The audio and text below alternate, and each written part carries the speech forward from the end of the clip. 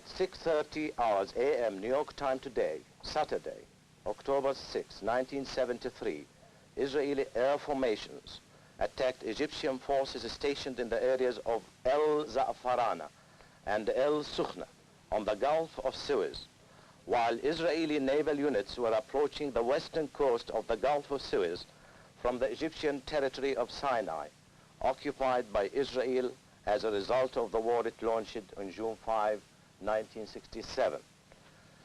Egyptian forces are at present engaged in military operations against the Israeli forces of aggression in the occupied territories. Israel has prepared for this latest attack of aggression by its military aggression against Syria on September 30, 1973. This has been followed by Israeli military movements all along Syrian and Lebanese lines.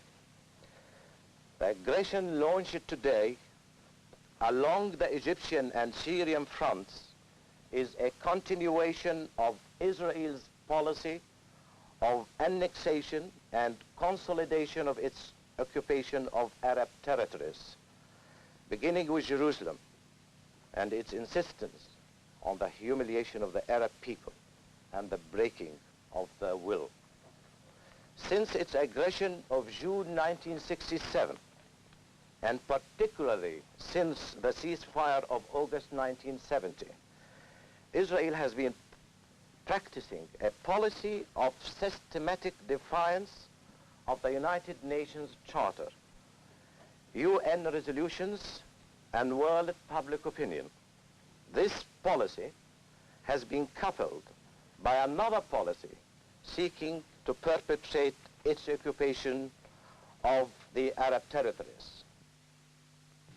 The foreign ministers and the permanent representatives of the Arab states meeting today in New York declare in the name of their governments that present large-scale Israeli aggression on the Arab Republic of Egypt and the Syrian Arab Republic confirms the designs of Israel for further expansion at the expense of the Arab states.